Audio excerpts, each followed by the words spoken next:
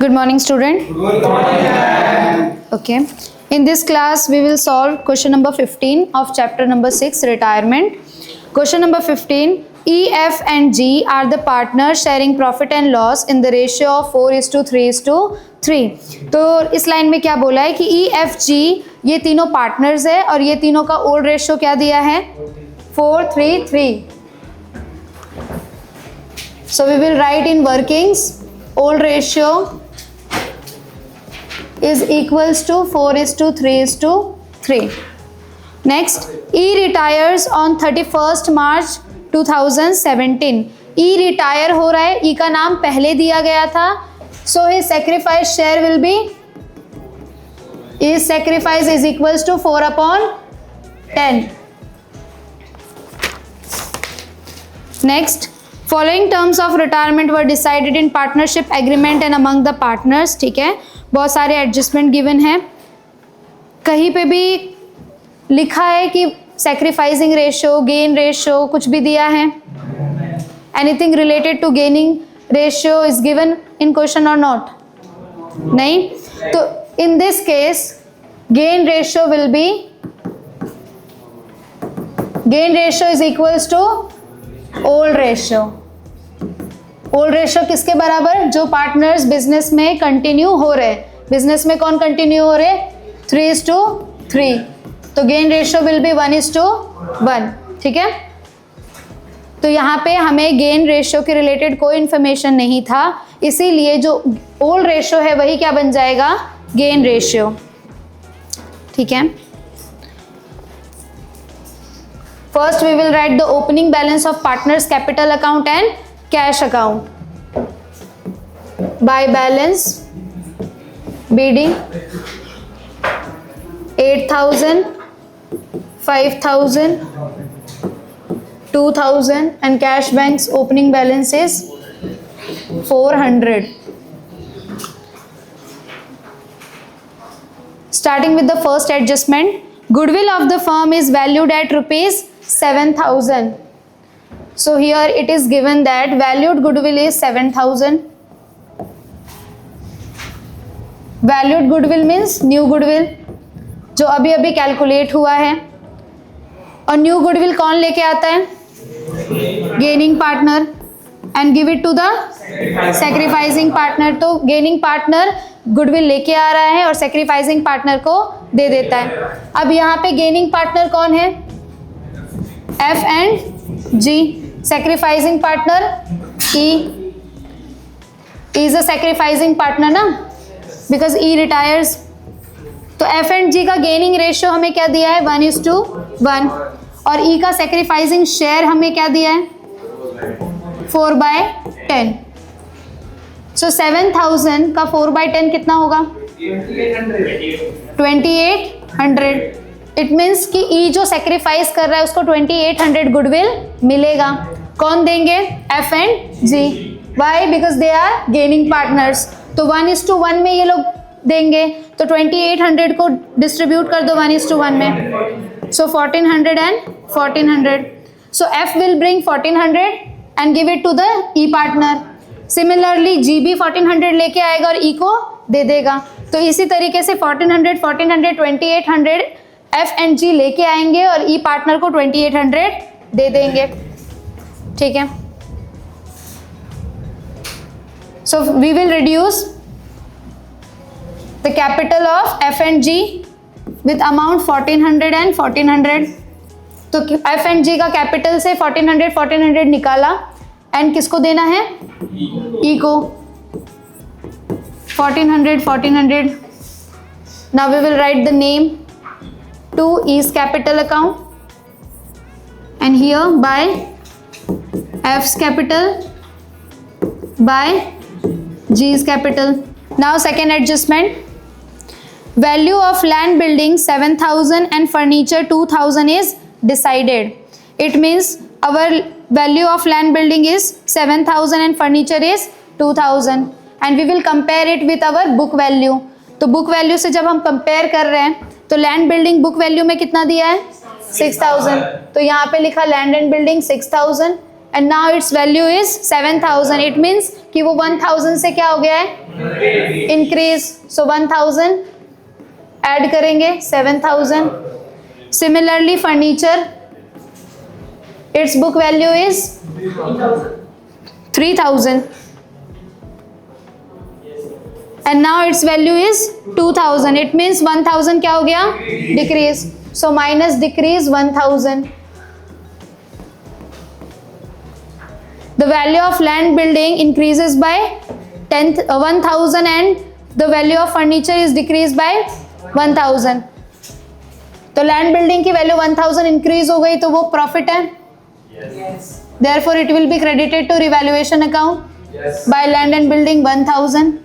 और फर्नीचर की value 1000 decrease हुई है, so it will be debited to revaluation account because it is loss for the business.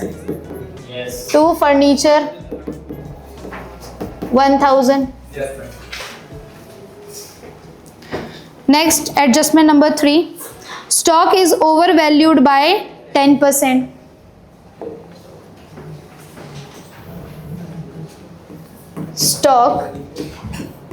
Stock is over valued by 10%. It means कि जो तुम्हारे book value में given है वो 10% उसके कॉस्ट वैल्यू से ज़्यादा है. Stock is over valued, it means the value which is given in your balance sheet it is over valued, means it is 10% more than it's cost. यानी कि जो भी वैल्यू तुम्हारे बुक वैल्यू यानी balance sheet में given है वो 10% उसके कॉस्ट से क्या है, ज़्यादा है. यानी गलती से ज़्यादा लिख दिया. तो यहाँ पे हम दो बनाएंगे, एक बनाएंगे बुक वैल्यू और एक बनाएंगे कॉस्ट वैल्यू. एडजस्टमेंट ने क्या बोला है, stock is over valued by 10%. यानी कि बुक्स में जो दिया है वो 10% ज़्यादा लिखा है. तो cost value we assume it as 100 कि कॉस्ट वैल्यू 100 होगा. तो बुक वैल्यू क्या होगा 110. And the value of stock is given in your balance sheet is 6600. यानी हमारे बुक्स में स्टॉक की वैल्यू कितनी है 6600. तो इसकी कॉस्ट वैल्यू कितनी होगी, so we will find it by cross multiplication. So 6600 multiply 100 divided by 110. So the value will be 6000. तो स्टॉक की कॉस्ट वैल्यू कितनी है 6000, बट गलती से हमने उसको बुक्स में कितना लिख दिया है 6600. So we have to reduce it by 600. So stock 6600 minus decrease 600 and 600 decrease हो गया. So it is a loss. Therefore it will be debited to revaluation to stock 600.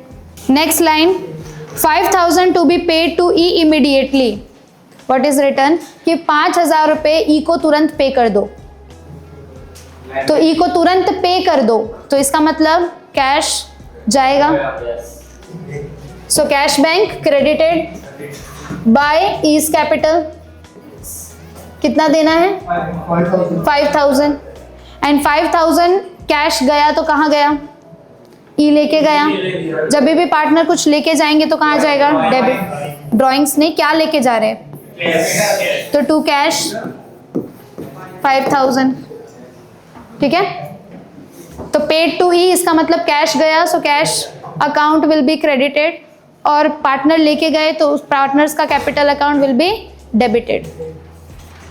आगे लिखा है and balance to be transfer to his loan account. It means जब तुम इसको tally करोगे जो भी बैलेंस आएगा उसको कहाँ पे ट्रांसफर करना है, लोन अकाउंट में. So first we have to tally then we will transfer it to the loan account. ठीक है. तो बैलेंस शीट में जो बचा है तो उसकी पहले हम लोग एंट्री कर देते हैं.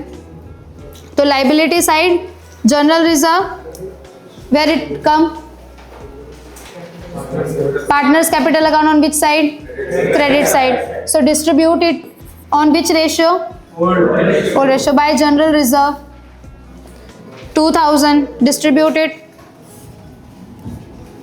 Old ratio is what, 4:3:3. 800 600. Next, creditors and bills payable are the liability of the business. Creditors, bills payable. 8,000, 2,000. On asset side goodwill, ये भी डिस्ट्रीब्यूट होगा टू गुडविल, 1,000 रुपीज डिस्ट्रीब्यूट करो ओल्ड रेशो में, 400, 300, 300. Land and building, it is done. Free hold asset, free hold assets 3,000. Next furniture also done. Stock done. Debtors 7,000. After passing all these entries from the balance sheet, tally the revaluation account. So 1,600 will be the tally amount and the balancing figure is by old partners capital account 600. It will be distributed among all the three partners EFG in old ratio 240, 180, 180. Transfer it to the partners capital account, to revaluation account 240, 180, 180. Now we will tally the e-capital account and transfer the balance into the loan account.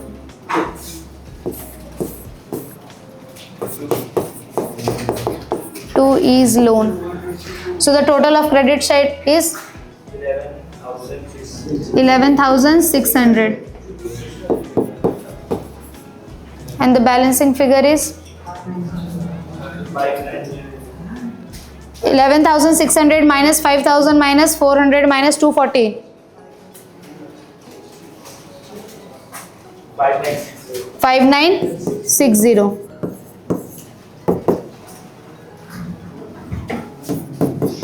Is loan 5960. Last adjustment.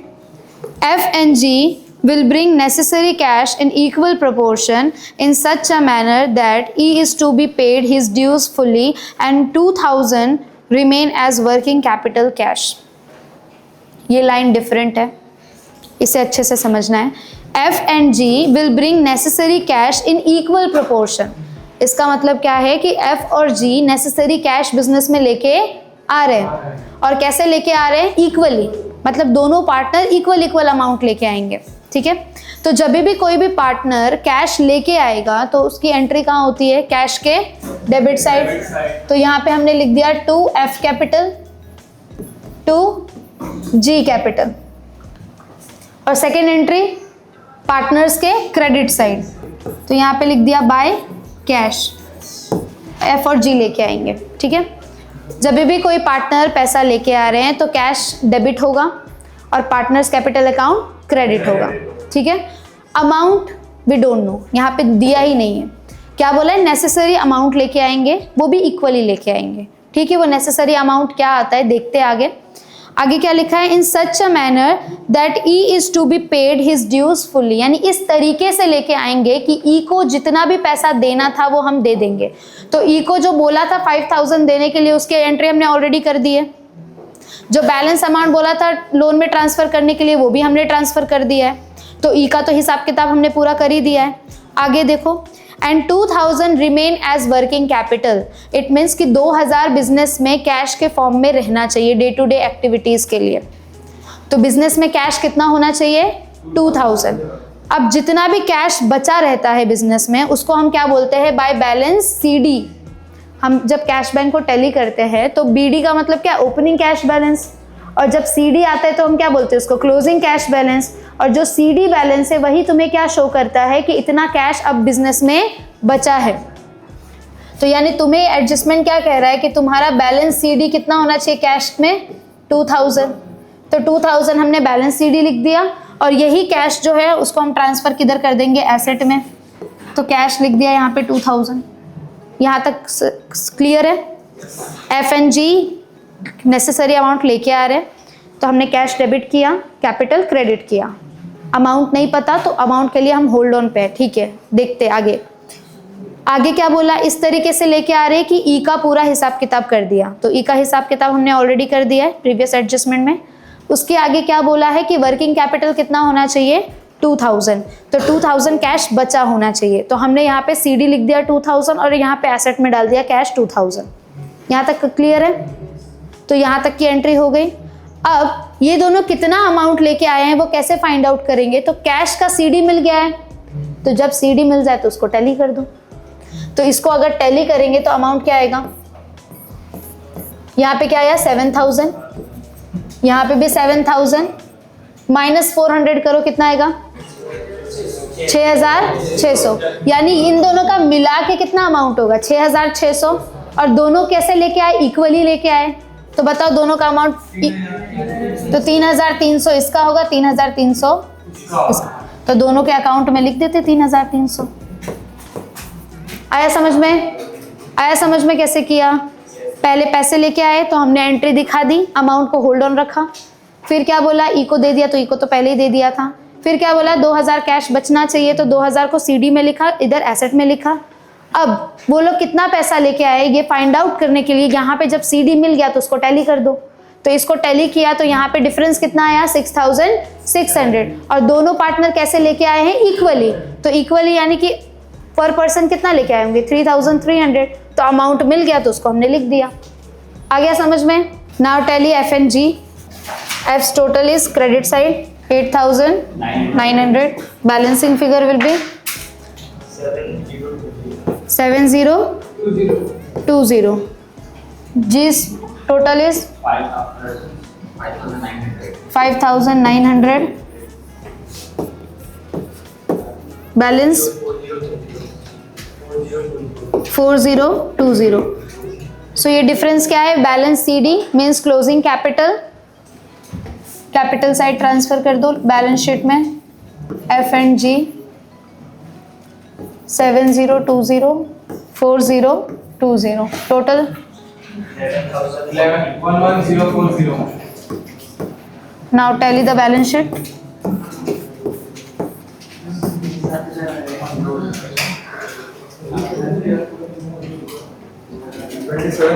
27,000 on both side.